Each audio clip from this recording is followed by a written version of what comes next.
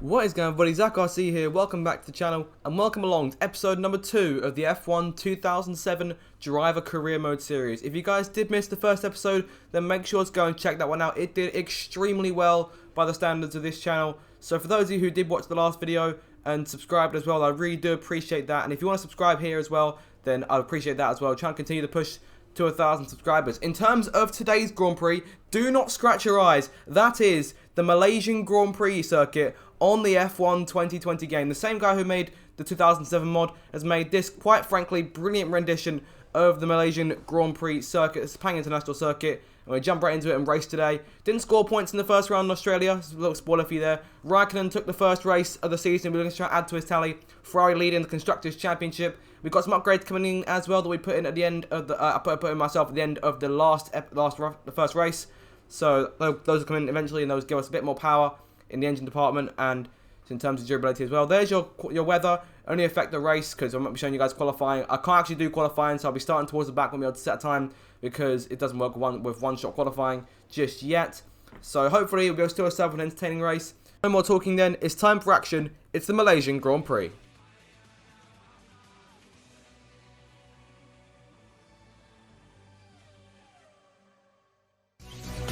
Welcome along then to the Malaysian Grand Prix, round number 2 of the 2007 Formula 1 World Championship. The season open in Australia gave us a very exciting Grand Prix. Kimi Raikkonen winning on his first time out for Ferrari. Can he make it 2 for 2 today? And can we score some points for Honda? It's unlikely, but maybe, just maybe, we might be able to pull it off. Qualifying didn't go brilliant for us then, so here's the starting grid. It's Hamilton on pole for the second time in 2 races. And Alonso makes it a front row lockout for McLaren. Vettel starts 3rd, shockingly for Toro Rosso. Massa alongside him in 4th. It's Raikkonen 5th and Liuzzi in 6th. Our teammate Button 7th and Kovalainen in 8th. Heifeld and Trulli round out your top 10 with Webber and Rosberg behind them. It's Kumasato and Alexander Verz on row 7. Fisichella and Davidson on row 8. We start in 17th once again. Robert Kubica with a 10th place grid penalty. And grid penalties also applied to Ralf Schumacher and David Coulthard as well. So now we are on the grid, getting ready for the start of the second race of our Formula 1 careers. The clouds over us look quite ominous, but hopefully they shouldn't cause any real trouble in the race. In terms of strategy, we go from the C3 to the C2 tyre in this race, a bit of a change around compared to last time. So pit a bit later on that first stint, and we've downsized the fuel as well. Right, no more talking. Time for action once again. We go to 5 red lights for the return to the Sepang International Circuit, the Malaysian Grand Prix on the modern F1 game. 5 red lights are out and we are underway. It's a decent getaway compared to Davidson on our left-hand side. We're going to try and pull in front of him. And before we can cross the start-finish line, we've got a place. We're now going to focus on our first move, our first real move for position, going towards turn 1. Try and peek to the inside of Sato if we can at the first corner. He moves over to the outside, gives us free rein underneath him to try and take away P15. But we've got on the curbs to spun out, or almost spun it a bit there. And we're going to go around the outside of him at turn 2 to outbrake him. So we've got 2 places off the line. I'm going to try and go for 3 here if we can pass Alexander Verz on our left-hand side to make our way through that long sweeping right-hander of a 3rd turn. Verz going to get in front of us with that general straight line speed. We're going to overbrake way too early. That's going to allow Sato in around the outside. That's unfortunate. We've lost a place already. So we gained 2 but lost 1, which is quite annoying. Let's try and get him back as quickly as we can here. So we make our way through once again. Another long sweeping corner. A lot of those in this circuit. Immediately into the right-hander. Decent start. Got a bit wide though. Got off into the grass, and we're lucky to have avoided the gravel trap there. So Sato pulls out a bit more of an advantage. We've gone wide a bit more once again. So mistakes galore here on the sloping lap. It's the reason why we only gained 1 place instead of potentially 2. So there is Sato now, at the end of lap number 1, start of lap 2. Going to try and get a good turn on him down the main straight as we charge towards turn 1 for the second time. Not going to look to the inside, not a bit too risky. A move. Going to try and go around the outside now, make a move out of turn 1 and into turn 2. We've got the inside line, and we're going to pull away with the best traction on the exit and get P15 back. And now we're going to try and go out to chasing Verz in the Williams machine. It's Fisichella just in front of him, about 7 or 8 tenths in front of us. Coming towards the end of the lap, we've got a virtual safety car here for seemingly no good reason, no real issues for anyone around the track. So this might be one of the general glitches with the track, because the track isn't perfect so far. But it ends a few moments later. I'm going to back off here because this is smarter than you think, because the AI will instinctively also back off as well to avoid overhitting the Delta. So we've backed off to avoid crashing into them. Now we're right behind them, but everyone's all bunched up here as we come off the last corner to complete lap number 2 of this race. So hopefully that won't happen too many more times. Otherwise, that may really affect the racing. See, everyone's setting fastest laps around us. Ralf Schumacher's got it at the moment. DRS enabled at this point. We're going 3 abreast into turn 1. Weber goes on the inside of us. Or goes inside of whoever's in front of us through turn 1. Go around the outside of both Fisichella and Verz if we can. And that'll be the inside for turn 2. So like I say, smarter than you think to go on the outside for that first corner. We'll go around the outside, try and get the traction, but they're still both alongside us here. It's going to be very tight through turn number 3. Physically may have to back out here, but it looks like Ver's going to get a jump on both of us. Side by side with the Renault driver into the corner. We've got a warning for a collision with Ver's. Didn't really notice making contact with him much. We're going to stay side by side with the Italian on the exits. Make our way through turn number 5 now. He's got no choice to back out. He's on the outside. No real chance of getting by us. And on lap number 3 here, we're up into P14. So we're still making gains. We've gone wide once again, though. And Fisichella taking full advantage of that and jumping back in front of us. So any mistakes will clearly cost us against the AI here. So we have to be very careful in order to not make those mistakes. That's why we're still in P15. Jumping onto lap 4 now. Fisichella looking to pass Vers into the first corner, but to think better of it, we're going to think even better than him and go around the outside once again. The same strategy continues to work around Sepang as we make our way through turn 2 now. We've got the inside and the best traction, so we are kind of just following Vers through the field here. We've gained 2 positions while chasing him, and his next target is Nick Heifeld in the Sauber, so he's going to try and chase next should we get around Vers. Physically going to try again around our outside, and once again he's out braking us. I'm still not really up to grips with the braking points around this circuit. I mean, he saw me trying to snipe in the short the other day. Make sure to go check that one out if you haven't already. But Physically gets around us, unfortunately, so let's try and get that back from him as soon as we can. And let's go avoid going wide again. We've gone a bit less wide than we have before, but still going wide, and that causes us to lose a bit more time. We're going to lap number 5 now. Once again down the main straight. Have a look at trying to get around Fisichella once more. As we go towards that first corner, he's getting more of a toe of Vers than we are of him. We're going to try and go late on the brakes and go around the outside. I think he may have locked up just a little bit there. I feel like I saw a bit of tyre smoke. We're going to go around the outside of Fisichella, and now we're going to try Vers as well, so we can actually get around him. But the safety car the virtual safety car, gets deployed, and it managed to come out just as we passed him, so we managed to stay in front of him here. So everyone backs up here for the Delta once again, and it's very close for us to avoid hitting Heifeld, who is just in front of us, and that's unfortunate. We're going to lose a decent chunk of time. So those guys further in front, but I think everyone has slowed into the Delta for some degree.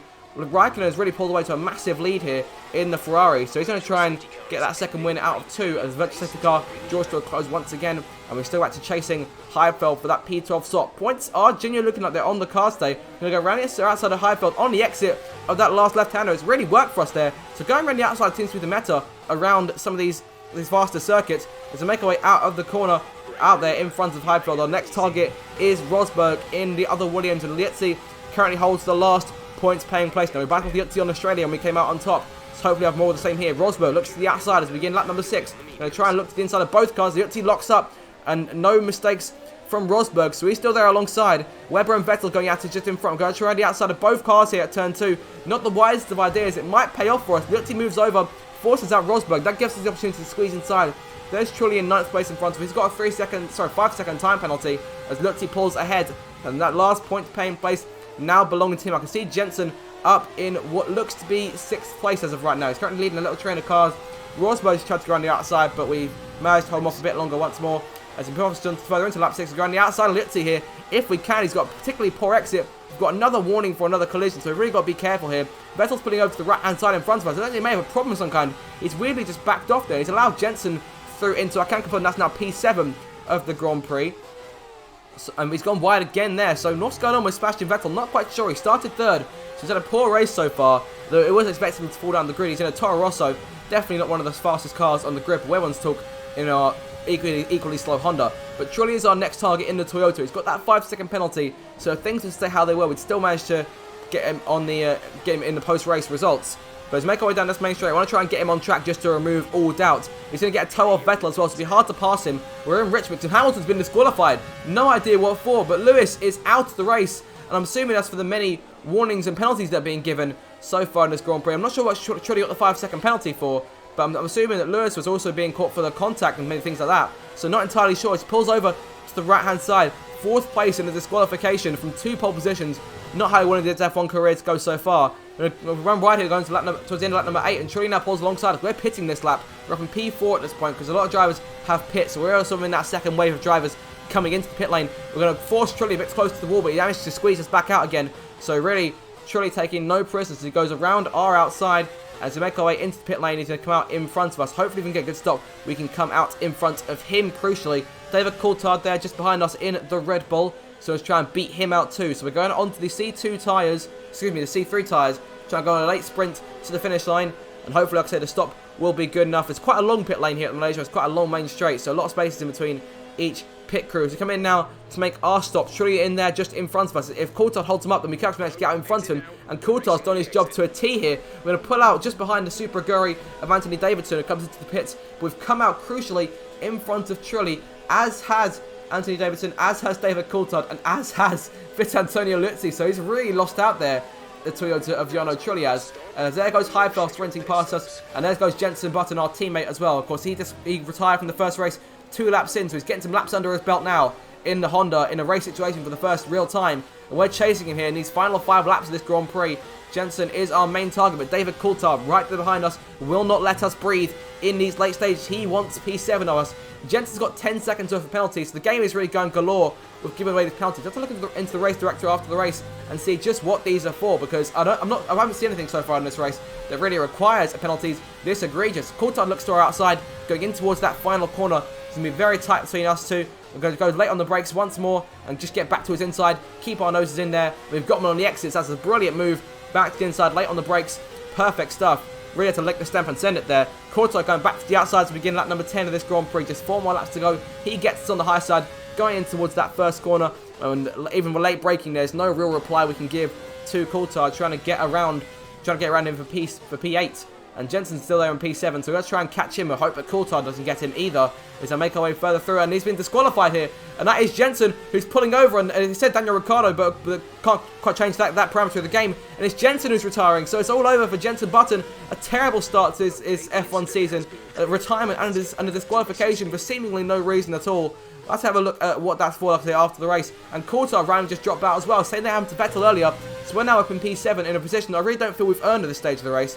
As coming to lap number 11, we've gone way wide there, way off the line. And Coulthard taking full advantage there. Any distance he had backed up, he has now gained completely back from us making that simple mistake. And now he's right there behind us. Might try and move to the outside, going into the next left-hander. He's there. Exactly, we're going to give him the room on the outside. Can't squeeze him out until we get to the exit. And even then, he's still right there alongside us. So he gets us on the inside, and that might just be it for Coulthard. He's managed to get around us. If we can try and keep with him, then I'm thinking we might actually be able to get back. But it's moving to the end of the Grand Prix. We weren't able to do it. He's got 10 seconds off penalty, so we'll finish in front of him and in front of Heifeld as well.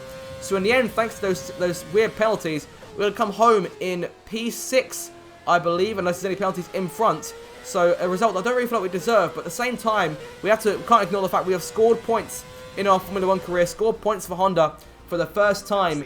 We yet to race our teammate in wheel-to-wheel battles, but a 6th place finish is nothing to sneeze at, despite those penalties. The driving was still quite good. We kept our noses clean, and we've won driver of the day for the 2nd time as well. So that's always a positive way to end a Grand Prix. So have a look at the final results then. So Raikkonen wins from Alonso 2nd, and Massa in 3rd. Kovalainen 4th, Webber 5th, we come home 6th. Heifeld 7th, Fisichella 8th, Ralf Schumacher 9th, and Liuzzi in 10th. But look at all these warnings and penalties that were given for what looks to be seemingly no reason, because I doubt there was this much going on in the race. I'm seeing a lot of illegal blocking, with 2 of them for Jenson in particular, and I'm not quite sure where that's happened. I think it may have just been considering that he was in front of us. It may be that this track is built on the Paul Ricard circuit, so it's counting those in terms of like, well, I don't really know how to explain it. There's a lot of unserved penalties at the end there, and that's sort of taken advantage of a lot of these, and the final order has shifted around quite a lot. So hopefully, if we come back here, if we choose to do another season, we try Malaysia again, hopefully those issues will have fixed themselves, or the model will have fixed them, because this is still a very brilliant track, and I did enjoy the racing on it. The AI were very, very aggressive with it, and we also managed to make a lot of moves over the course of the race. We managed to get a top 10 finish out of it. Let's have a look at the Drivers' Championship. We're now on the board P10 in the Drivers' Championship, tied with David Coulthard. And Raikkonen leads the championship by 16 points to Alonso, with Massa 3rd, and Lewis Hamilton down to 6th place, having been disqualified today. Fisichella and Kovalainen in 4th and 5th, meaning Renault take 3rd place in the Constructors' Championship, and we take 6th after the points we scored today. So guys, that is the end of the 2nd episode of the F1 2007 career. I really hope you enjoyed it. If you did, make sure to smash the like button and get subscribed and turn on notifications for more regular Formula 1 content. And I've been Zach RC, and until my next video guys, once again, thank you so much for watching, and I shall see you next time. Have a good day everyone. Goodbye.